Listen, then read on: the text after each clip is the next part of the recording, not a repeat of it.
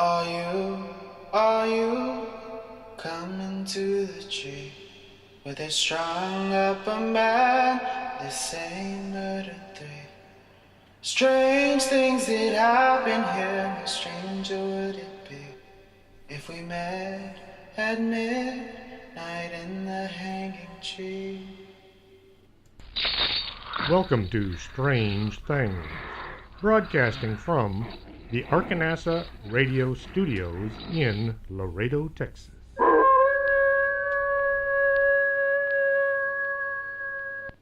And welcome to the show. I'm your host, Chris James. Tonight, we're going to be telling some spooky Halloween stories. But first, I want to invite y'all to check out Jonathan Trad, Laredo, Texas Wrestling Faction. You can find him on Facebook. He's setting up wrestling events here in Laredo. The upcoming matches will have a Halloween theme in honor of the season. For more information, go to Laredo, Texas Wrestling Faction. There you can find all the details about upcoming events. Now, as far as I know, all the stories that I'm about to tell are true. I'm not into creepypasta type stories. I've had folks write in and ask if I'm telling the truth. As far as I know, these are all true. I moved to Laredo back in September 1988. The government was hiring, and I wanted a new place to live, along with a good-paying job. I had no intentions of living in Laredo my entire career, let alone after I retired, but living and working in the same border town, I got to know a lot of people, and I've made this my home. As I was trying to learn Spanish so I could keep my job, I met a young lady at LJC, which later became known as LCC, and now it's just LC. It was Laredo Junior College, and then it was Laredo Community College, and now it's just Laredo College. She was the Spanish tutor, and I spent as many nights as I could sitting across the table from her trying to hablar Espanol without using too many of the bad words. She was a nice person, and I got to liking her. She must have gotten to liking me because we wound up dating, which was a whole new issue as far as I was concerned. I had to take the entire family along. Both of her sisters, as well as one of her sister's boyfriend, and her mom. Things must have worked out because we eventually got engaged. One of the requirements to getting married was attending a class called a pre-Cana, or pre-marriage. This was also new to me. I was glad when we got to the class to see at least one person I knew. He was a Laredo police officer I had met on several occasions. Border Patrol and PD worked together a lot. Him and his bride-to-be were getting married about the same time that we were, and so we kind of spent a lot of time together in class. I'll just call him Ed, since he's still working and he might not want his real name being bandied about. The Border Patrol was trying new things, and one of these was the bike patrol. It sounded a lot easier than it really was. Riding a bike in 105-degree weather was a lot of work. No air conditioner, no good time radio. If you wanted to go somewhere, you were the motor. If you wanted to carry something, well, you had to carry it, literally. I was surprised to find Ed was working the same area, only he was on the Laredo PD bike patrol. We would team up and work together, which was weird for me, but we got to know a lot of the local police officers. We would watch them doing their daily duties, and then they would watch us doing ours. We would help them as much as we could, and they would help us as well. During day-to-day activities, we talked about all kinds of things. Things like crazy people we had met or guys we worked with who needed special attention. And keep an eye on that guy. He's kind of weird. But the subject of ghosts and UFOs was never breached. I didn't want them to think I was weird, and I guess the same went for them. It wasn't until I retired that I found out the sergeant of the bike patrol had a hand in getting the LPRS going. I ran into Ed one day, and he got to talking about things, and the subject of strange things came up.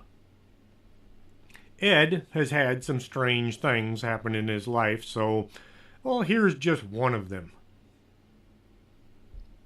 Back when we were all getting married, Ed and his new bride were really close to their church. They attended as many functions as they could, what with his schedule sometimes making this difficult. As time marched on, they kind of slowed down in their church activities and they became more lukewarm Catholics. Sometime around 2006, they had a sudden urge to pick things up a bit. Start going to church every Sunday and maybe attend some of the weekend activities. Reaffirm their commitments. Working shift work, you catch sleep when you can. I remember coming home from work, sleeping for about 2 hours, getting up and going to class, coming home late, getting one or two more hours of sleep, and then stumbling back into work. It's amazing what you can do when you have to. One night, Ed laid down to catch a few hours of sleep before having to report to the station by 11 o'clock. He was about to drift off when he heard the sound a cell phone makes when you receive a message. This was odd. The phone hadn't rung. This was one of those old flip phones. The kind it was a pain to text someone because you only had the keypad to write with. Ed opened his phone to see what the message was. There was a caller ID number on the screen. The number was his house phone. Someone was calling him from the house. Well, the cordless phone was right next to him. The red light was on, showing it was being used at that moment. But used by who? Ed was the only one at home at that time, and the phone was right there.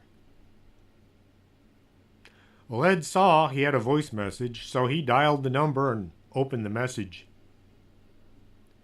He could hear the sounds of children's voices, maybe 3 or 4 of them, laughing. This was not the laughter of kids having fun at a party, but an evil sound.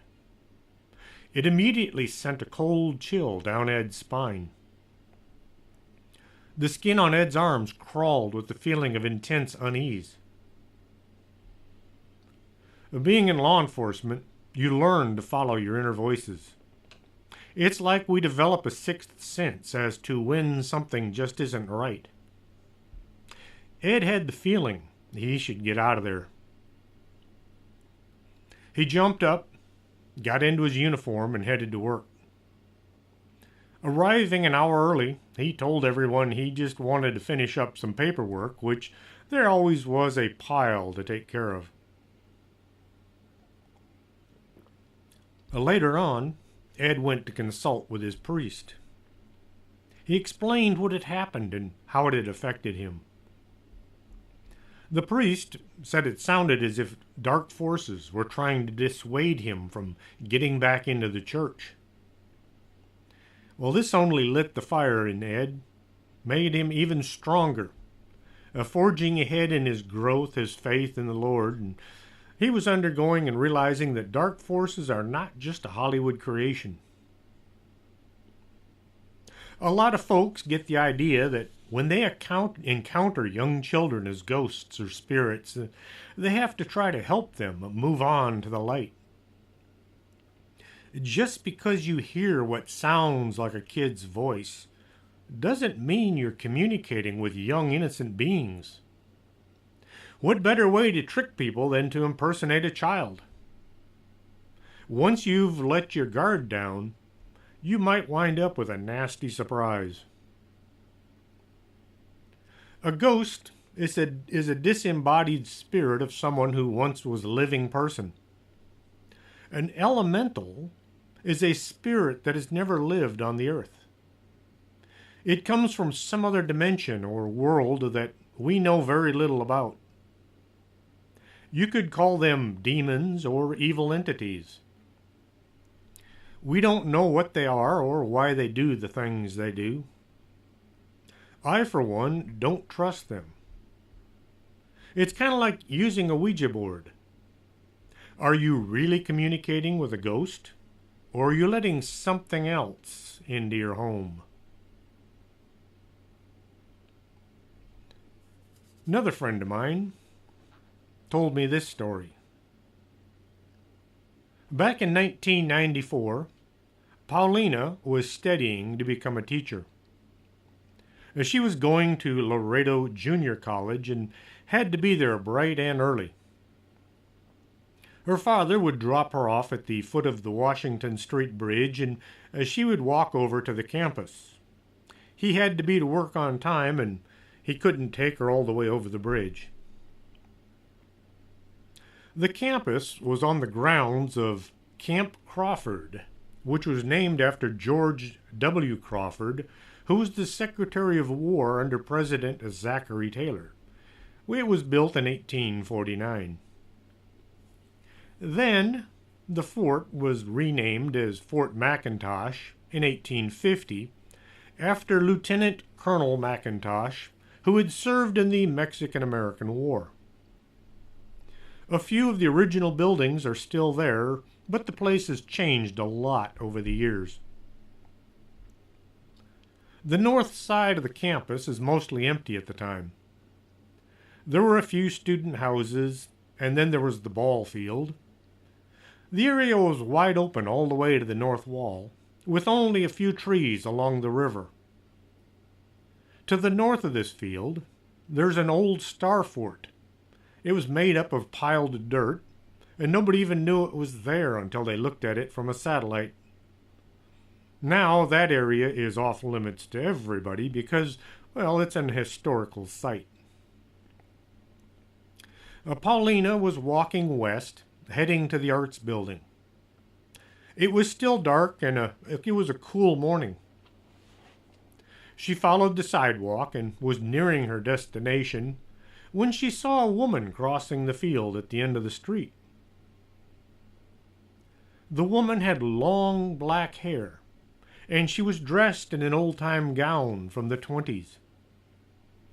It was full length, and it had long sleeves. It seemed odd that she was walking through the grass instead of along one of the streets. As Paulina watched, she realized the woman wasn't actually walking, but looked as if she were drifting. Her legs didn't move or touch the ground. The woman was going north through the field. Well, Paulina turned and walked as fast as she could back to the music building where there was still a payphone. This was long before anyone, let alone everyone, had cell phones. Paulina called her boyfriend and wanted advice on what to do. This wasn't the kind of thing anyone ever covered in class. Her boyfriend told her to just stay on the line until other people began to show up. As the sun began to lighten up the area and people began to arrive, Paulina felt comfortable enough to head back down the street to where she had seen the ghost. She finally completed her studies and became a school teacher, married her boyfriend. Now, one person seeing a ghost in a particular location is odd, but then Some colleagues of mine used to play baseball. It was a bunch of Border Patrol agents who all had an interest in swinging a bat and catching a ball now and then. They would practice at the ball field right next to the fort's cemetery. This was 1 block north from where Paulina had her encounter. As the ball players were finishing up and storing their gear in the trunks of their cars, one of them said, "What's that?" He pointed to the end of the street. There, they all saw a woman drifting across the end of the street. Black hair, long white dress, no feet on the ground.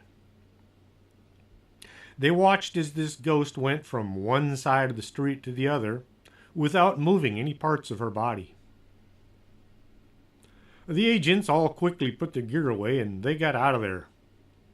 Nowhere in our Border Patrol agent's handbook do they discuss dealing with the dead, so no one wanted to just wing it.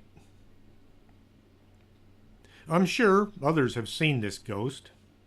She moves about at the end of Prime and Taylor roads. She's dressed in white and moves about in the early morning and late evenings. If you've seen her, let me know. Send a note to strangethings@arkanasa.com. I'll mention it on one of my next shows.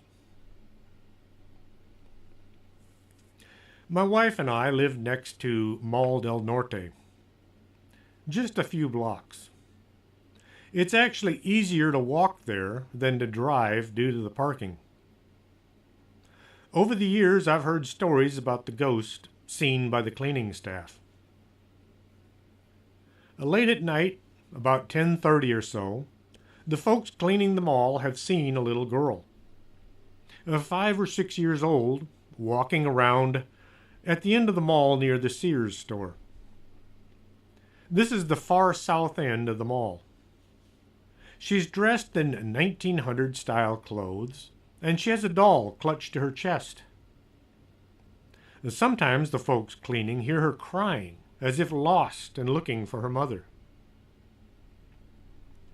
The Laredo Paranormal Research Society had arranged to spend the late evenings looking into the story, but things didn't work out due to scheduling and liability.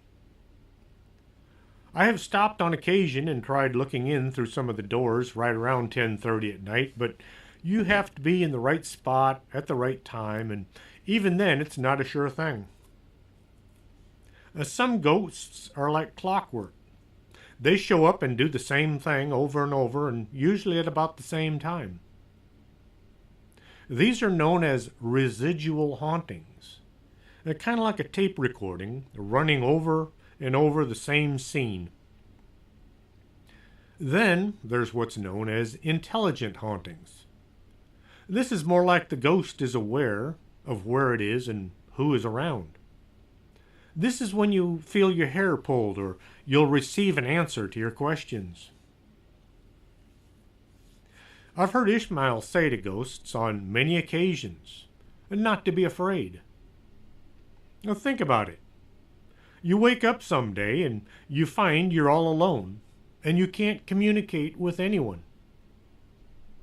No one knows how to be a ghost until they've been one for a while. It probably takes some getting used to. So yes, ghosts might be afraid of what's going on around them, and we should try to ease their fears. If this is really the ghost of a young girl, lost and all alone, this would be horrible. Considering how she's dressed, the ghost would be from a long time before the mall was built. Back in the 1900s, the land was just a ranch with cattle, cacti, and rattlesnakes. There's no telling who passed by this spot or who might have died there. If, on the other hand, it's something else, acting like a little girl, only waiting to spring its trap on some unsuspecting victim, this could be far worse. Some evil spirit preying on the emotions of folks who want to help. We might never get to the bottom of this mystery, but it sure would be nice to try. A friend of mine used to live in Nuevo Laredo. His dad had a healthy income, and they lived over in Colonia Longoria. If you're in this area, you'll know what I mean. When he was 6 or 7 years old, he began seeing a shadow being in the living room. It would be sitting in the chair next to him when he was watching TV. If he turned his head to look directly at it, the shadow would vanish. Had he been the only one seeing this, it could be written off as just his imagination. But the maid said she saw the shadow being as well. After a few weeks of this, the shadow being followed him into his bedroom. Late at night, he saw something moving past the foot of his bed. All he could see was what looked like 2 large ears sticking up and the tail. It would walk between him and the TV set across the room. A time passed and the shadow continued showing up now and then, but one night something unseen stepped onto the bed. He could feel it walking across the sheets as it moved about in the dark. This would have been terrifying for an adult, but for a young boy, it would have been a waking nightmare. Well, he told his mother what he'd seen and felt. She obtained a lot of holy water from the church, and she liberally sprayed it about the house. This must have worked because the shadow wasn't seen again after that.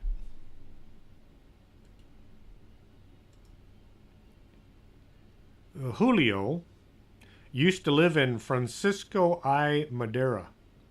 This is a small town just northeast of Torreon, Coahuila, Mexico. The town was mostly adobe and brick houses with some larger buildings here and there. Across the street from his home was a plaza filled with trees and bushes that was full of birds, all active and yelling early in the morning and late in the evening. Next to the plaza was a 1-story warehouse. The roof would have been about 10 feet up off the ground. There were no windows, only the doors to move items in and out. One day, while playing outside, Julio found some clay items that were hidden in the bushes just outside his home. One of them was a clay whistle. The other was clay also, but over the years he's forgotten what it was. Being a young boy, 10 years old at the time, he cleaned up the 2 items and he found that the whistle still worked. Why the 2 objects had been planted in the bushes just outside his home, nobody knows.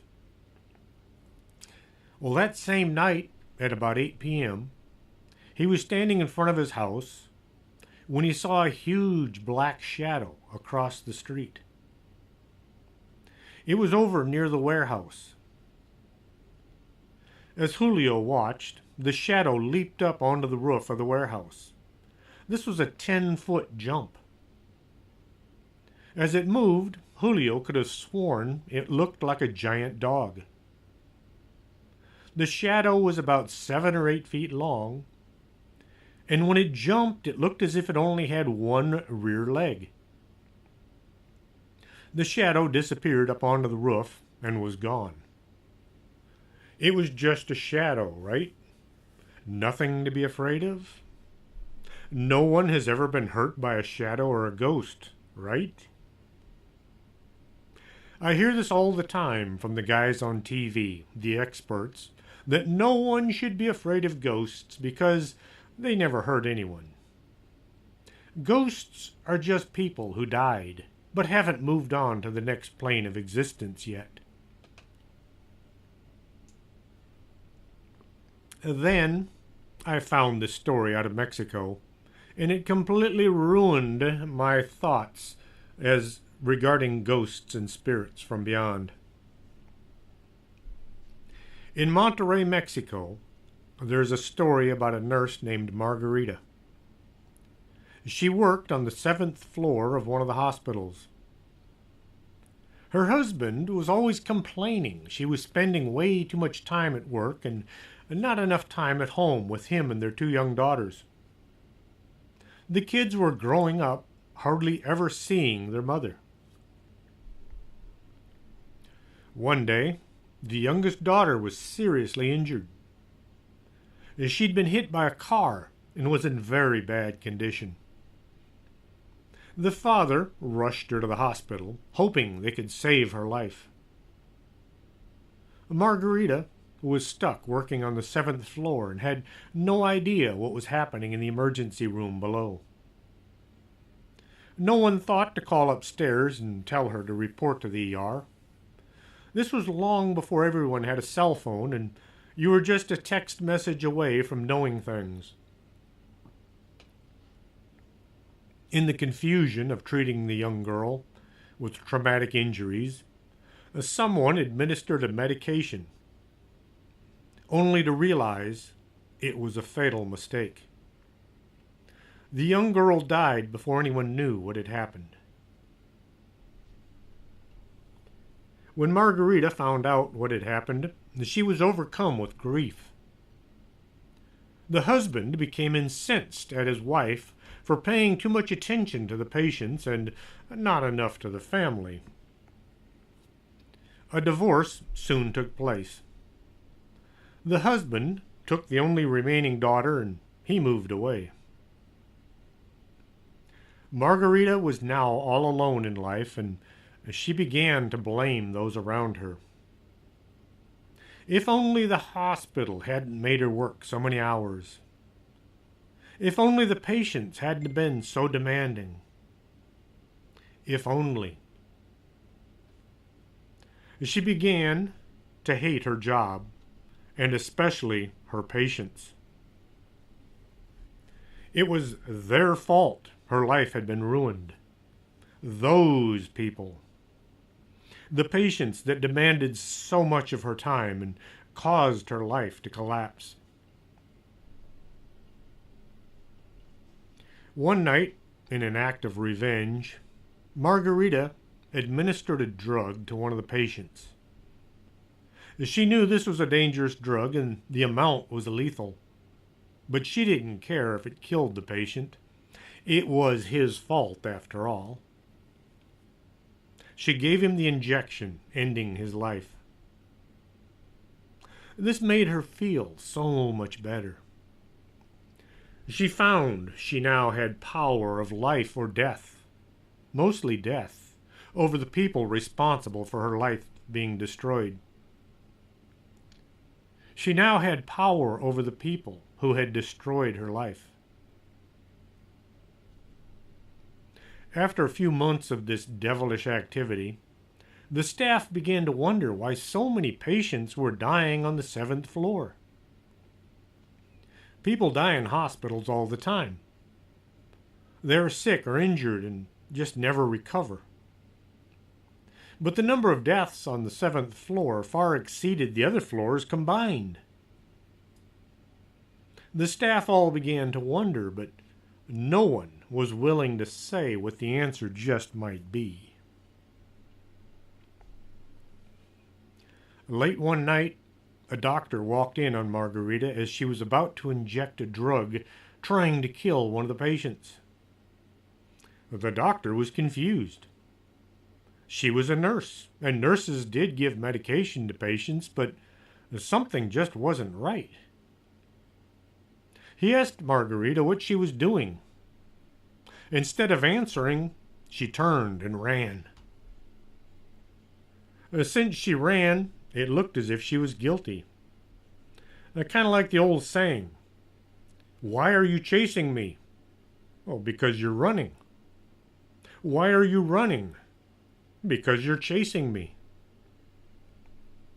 Others began to come up to the 7th floor to see what all the commotion was.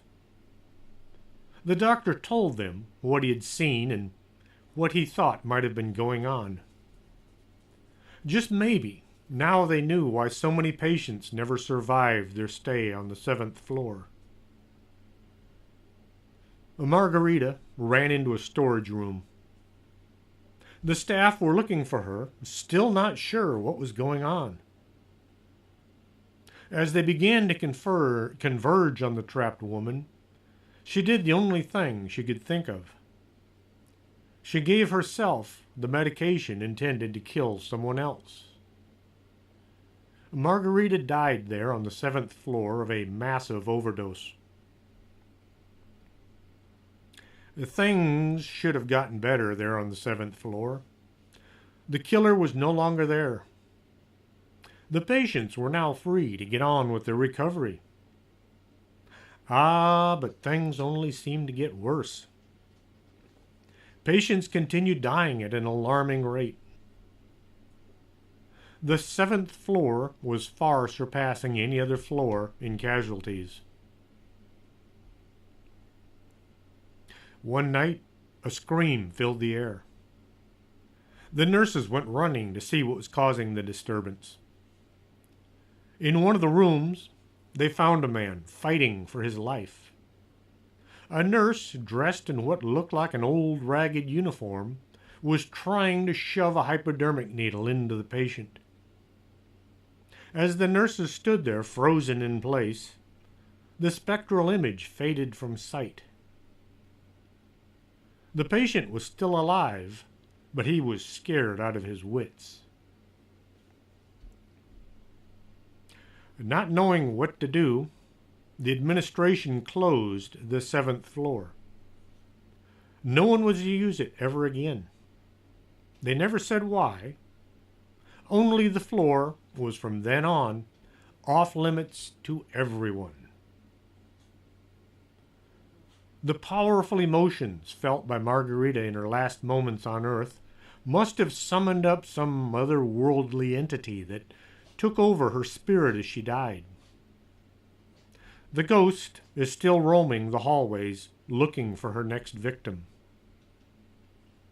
So next time someone says you have nothing to fear, just think about the 7th floor of a hospital in Monterey and a deranged nurse. And on that happy note, I'm going to take a brief pause and play some commercials. Don't go away, we'll be right back after this. You're listening to Arkanasa Radio.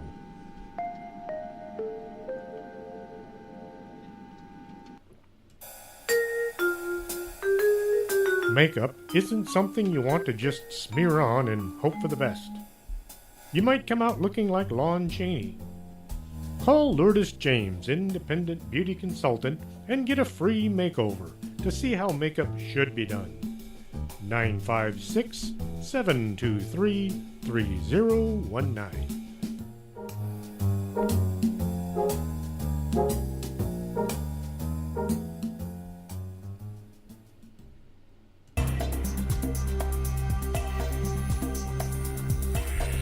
Did you hear a bump in the night and you think it just might be a ghost? Contact the Laredo Paranormal Research Society at laredoparanormal@hotmail.com. That's the LPRS for all your otherworldly needs.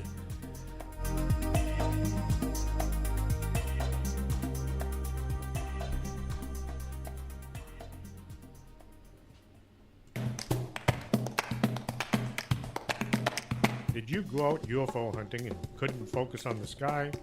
Swing on by Del Norte Optical, 107 Calle Del Norte, right across from the Embassy Suites. That's not a weather balloon, that's a flying saucer.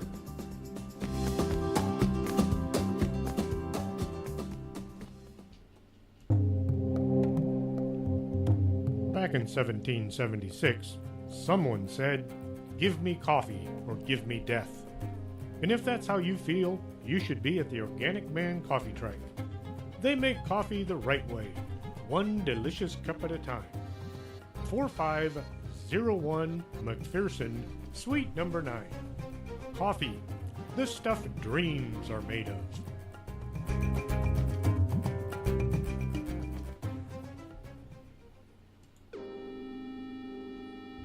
You're listening to Strange Things with Chris James. And welcome back to the show. Hope you're enjoying some of these stories.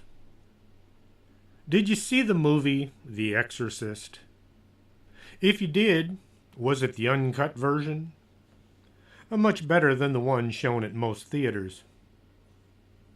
Now, did you know it was based on a true story? William Peter Blatty novel, The Exorcist, that came out in 1971, was then turned into a movie which came out in 1973.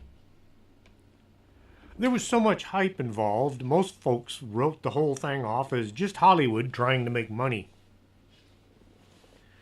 People reported becoming possessed simply by watching the movie. Even my brother was acting weird after he'd gone to see it. The trouble with him saying he saw demons and monsters was he tended to exaggerate things. Some of his nonsense lived on for years. The movie did lead to a lot of folks asking to be exorcised by the church. The main character in the movie was Regan MacNeil, played by Linda Blair. This was the role that pretty much made Linda Blair into a household name. If someone was throwing up really hard, it was called Linda Blairing. We had a cat named Linda Blair. In 1990, Linda starred in a movie called Repossessed. She was constantly making split pea soup for her family. Some of you will get that reference. Linda became the host of a TV show called Scariest Places on Earth, which ran from 2001 to 2006. Yes, I watched it every week. Even though she starred in dozens of movies and TV shows, she will always be known as that demon-possessed kid from The Exorcist. I used to be a paramedic with the Border Patrol. We had to keep up our training, so each year we tried to attend the state EMS conference. One year we were gathered up in Austin. I had my schedule booklet, seeing what kind of classes I could attend. I spotted a class listed as Clinical Related Operations. This is one of the worst things to have to attend because it was usually some drivel involving paperwork. Nothing cool like rappelling or search and rescue. Then I saw what the class was going to be on. It said, The Exorcist, a True Story. This sounded kind of neat. I wandered down the hallway and around the corner. The lecture was being held away from all the rest of the classes. I found the room and went in. I always tried to arrive early so I could grab a seat up front. The room quickly filled up. Then people began filing in along the walls. Soon, the room was well beyond its max capacity. Maximum capacity is set by the fire marshal. It is determined by how fast the room or the building can be evacuated in case of an emergency. We were way past the room's requirements. The conference coordinator said we might be visited by the fire marshal. Everyone laughed because the fire marshal was sitting up front acting as if he didn't know how full the room actually was. Then the two guys teaching the class were introduced. They both worked in St. Louis, Missouri at the Alexian Brothers Hospital. Keep that name in mind. It will come up again later. I don't know who it is that keeps calling every time I'm doing the show, but I wish they'd quit it. Some telemarketer wanting to sell me something, or maybe it's that prince in Ethiopia trying to give me that $6 million again. I have nightmares that the story's true and I keep ignoring him. Well, let's get back to the story. The Alexian Brothers Hospital in St. Louis, Missouri. Now, the gist of the training was that whether or not you believed in possessions, we had to know what to expect should we ever run into a patient who thought they were possessed. In other words, it didn't matter what we believed, it was what the patient believed. For an example, the Death Ranch in Matamoros would never have been discovered had not one of the subjects tried to drive through a police checkpoint believing he was invisible. They captured him, and in the subsequent interrogation, that's when they discovered there was a ranch out in the country where people had been murdered, dozens of people, and many of them had been consumed in an attempt to achieve invisibility. Well, getting back to the show again. The two instructors got busy telling us about what had actually happened back in 1935. The real victim of the possession was actually a young boy, a 14-year-old Ronnie Doe. Not his real name, and he lived in Cottage City, Maryland. 1935, he was introduced to the paranormal world by his Aunt Tilly, who showed him how to use a Ouija board.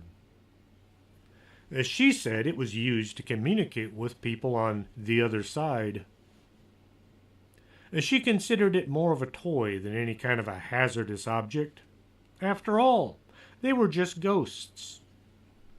Ghosts of those who had died. One of the first written records of the automatic writing method used, something like a Ouija board, comes from China around 1100 AD. The method was known as Fuji, or planchette writing. The use of the planchette writing was a form of necromancy, or communion with the dead, or the spirit world.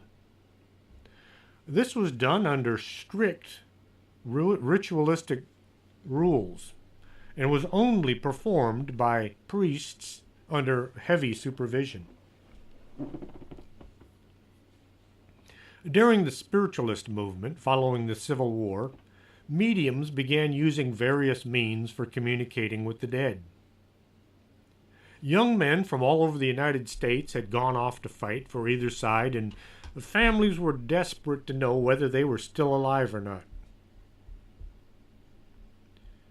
May 28, 1890, Elijah Bond received the first patent for a board game that used a planchette and a board with letters and numbers already spelled out on it. If you look into the history of the Ouija board, you'll probably see him as being the inventor. He's only responsible for the board game, not the actual talking board. Tilly died shortly after teaching Ronnie how to talk to the dead. Wanting to contact his aunt, Ronnie began using the Ouija board, trying to get a hold of her. At first, he thought he'd been successful. Someone claiming to be his dead aunt began to converse with him. Here's the problem. You ask a question and you receive an answer. Cool. This is kind of like how the Laredo Paranormal Research Society used the spirit box, right? And not really. The spirit box is a sound maker that the spirit or ghost can manipulate and create words. The ghosts are only making sounds. A Ouija board opens a doorway into another world. It allows the dead to come through and make their presence known in the form of words spelled out on the board. The spirit comes from the other side and it moves the planchette. The ghost tells you who it is, hopefully. How do you know what the ghost or spirit is saying is true? Of course, they will tell you some things that are true, get you to believe, but you don't know for sure if the ghost isn't telling the truth all of the time. How do you know you've contacted a ghost and not an elemental? Something that was never a living human. How do you know you haven't just invited an evil entity into your home? After talking to Aunt Tilly on many occasions, Ronnie was happy to know all was well in the afterlife. Or so he thought. Late at night, he began hearing sounds coming from the walls in the attic.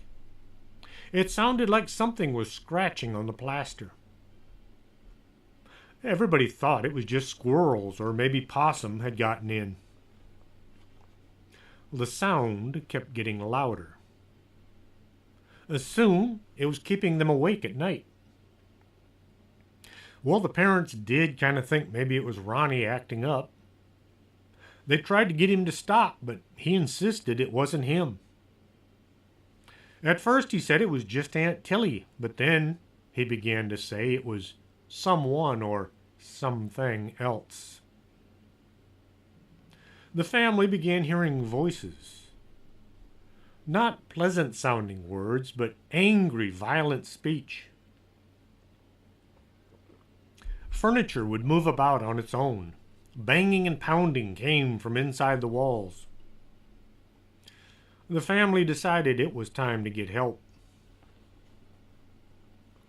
The mother was Lutheran, so she asked her priest to come by and have a look. The priest agreed, and he made arrangements to spend the night. Keep an eye on Ronnie and see if he was responsible for the noises. During the night, the bed Ronnie was laying in lifted up off the floor. The priest knew this was outside his abilities. Well, Ronnie's father was Catholic, so the priest suggested the family contact the Catholic Church. The Catholic priest, who first made contact with the family, started out by examining Ronnie, see if he was causing this weird activity. The boy was questioned as to whether he was causing the sounds or moving furniture through some unknown inner power, like telekinesis. The priest saw scratches appear on Ronnie's body. The scratches appeared while he was watching. Well, the father thought it might be best to move the family. He packed everyone up, and they moved away to St. Louis, Missouri. This is known as a geographical cure. Leave all your problems behind and head for the greener grass we're always hearing about. This seldom works. Once in St. Louis, the problems only got worse. Once more, the family contacted the Catholic Church. Father Bishop was teaching at St. Louis University, and he went to see what was going on. I wonder if he ever became a bishop. He would have been known as Bishop. Well, not too redundant. In basic training, we had a private sergeant and a private majors. Ronnie had become quite sick, and he was in bed asleep. As the priest watched, the entire bed began to shake and vibrate, coming up off the floor. An exam of his body revealed severe scratches all over his chest and stomach. Well, Father Bishop asked for help from Father Bowdern from St. Francis Xavier College Church. In the movie The Exorcist, Father Bishop would have been Father Karras, played by Jason Miller, and Father Bowdern would be Father Merrin, played by Max von Sydow. the old priest and the young priest. When they entered Ronnie's room, a bottle of holy water was violently flung across the room by some unseen force. Then the bookcase began to slide across the room. The two priests decided it was time for the next step. An exorcism isn't something you just jump into. Not only can it be dangerous for the possessed, it can be dangerous for the people doing the exorcism. They're kind of like having dinner with Hannibal Lecter. You might think you're in charge, but you might actually be on the menu. The St. Louis Archbishop Joseph Ritter gave the two priests permission to carry out an exorcism on Ronnie. During the course of the next several days, the priests' prayers were met with violent action and profanities, all emanating from the demonic presence they believed possessed the boy. Yes, it was kind of like in the movie. After a week of increasingly stressful experience for everyone involved, it was decided to take Ronnie to the hospital. The psychiatric ward at the Alexian Brothers Hospital was chosen because an exorcism involves the mind as well as the body of the victim. Everyone involved in trying to drive the demon out of Ronnie had to go to confession before each session. They had to acknowledge any minor sin and be absolved of it, so the demon couldn't try to use it as a lever to pry open the person's spirit. I've met a few folks who have been called on to help out during an exorcism. If you ever ask, I would have to pass. This sounds way beyond anything I ever want to participate in. I would rather have dinner with Hannibal Lecter. At least he's mostly human. Lots of praying and reading from the Bible. All the holy artifacts had to be brought in and used to try to remove the entity hiding inside the boy. The exorcism would only last a few hours each day. The priests and their support staff would start the day by preparing themselves for the upcoming battle. They would get together and pray. Then each of them would go to confession. This was followed by whatever penance they had to perform, and then more prayer. The door to Ronnie's room was locked, and no one was allowed in. Only the folks doing the exorcism were to be admitted into the room. The demon, or creature occupying Ronnie, might decide to jump into some unsuspecting person who accidentally let their guard down. The nurses and other medical professionals were all warned to stay away and to try to ignore any sounds or unusual voices coming from that room. All the rooms along the hallway were left empty. The entire ordeal lasted about 4 weeks. The priest would show up and try to expel the being. The being would rant and rave at not being allowed to continue occupying and damaging its host. The parents were beginning to think their son was destined to spend the rest of his life locked away in a psychiatric hospital.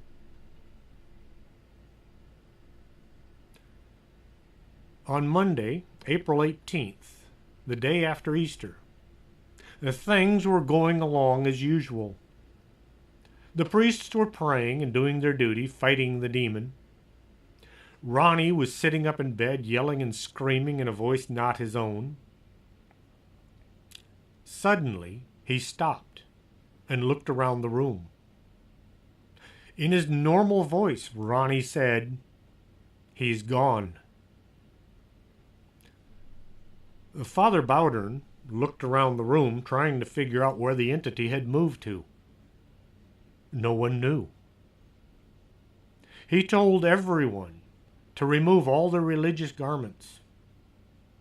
Everything was set on the bedside table or on the bed itself. Bibles, crosses, bottles of holy water. Even their robes were all placed in the room. Ronnie was taken from the room and everyone exited, leaving behind everything. The door was locked and the key was taken away to be kept in the local church. Ronnie was examined in a different part of the hospital. He was declared free from whatever the evil entity had been. The problem was, no one knew where the entity had wound up. It was still somewhere, but it was no longer in the boy. He was released to his parents and they went back to their lives. The room where the exorcism took place was to remain locked. Not only it, but all the rooms along the hall were no longer to be used by anyone for anything. As time moved on, the dirt and dust began to settle on the floor. The lights in the corridor burned out, but no one was to replace them. As the story was passed from person to person, the folks would sneak up to the floor with some excuse or other, so they could look down the hallway. There was a line on the floor where the cleaning crew would pass a mop over the tiles, but never clean beyond the beginning of that one corridor.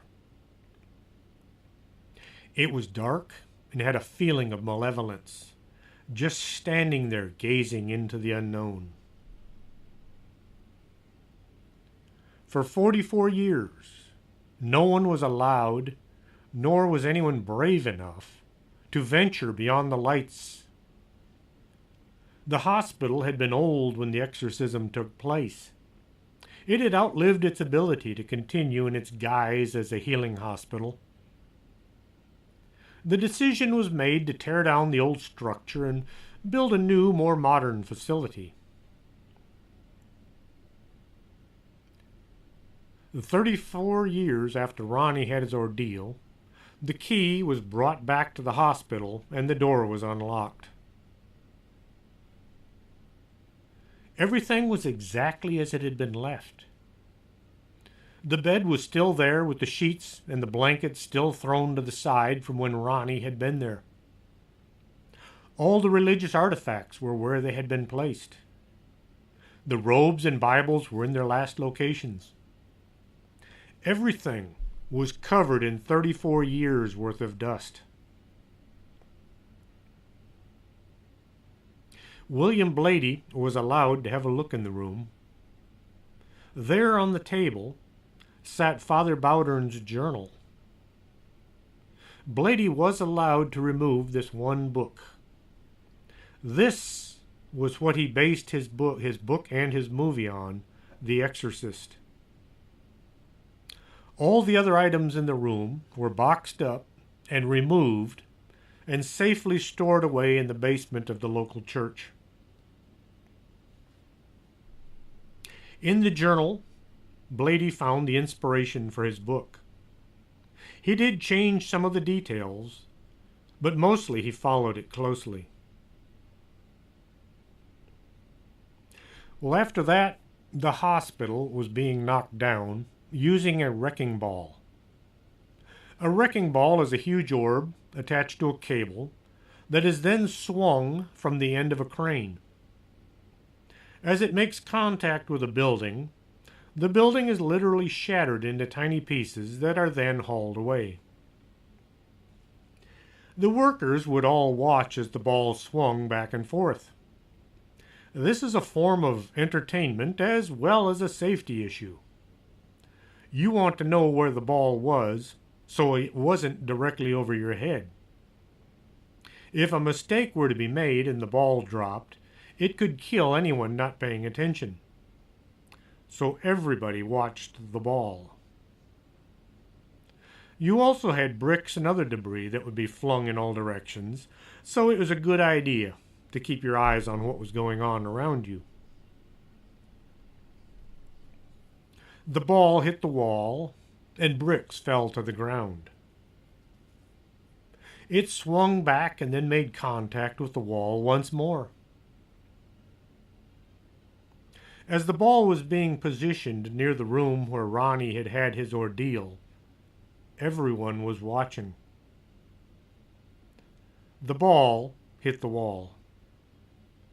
Bricks cascaded down from the building, and then a huge black image came leaping from the hole. It looked like a black animal of some kind, maybe a cat, but it was about 10 feet long. It dropped from the side of the building and vanished as it was about to hit the ground. All of the destruction crew watched. Then they all backed up, wondering what they had just seen and where it had gone to. No one ever figured out what had been lurking inside that room. It was either released from its jail, or it headed back to wherever it had come from. Whatever it was, it's still out there somewhere. Hope you enjoyed tonight's show. If you did, tell your friends. Let them know what they've been missing. If you have some comments you'd like to make, you can get a hold of me at strangethings@arkanasa.com. And if you want to listen to the archives, you can find them at strangethings.podomatic.com. Till next week, this is Chris James. Are you coming to the tree where they strung up a man, the same murder three? Strange things that happen here, how stranger would it be if we met at midnight in the hanging tree?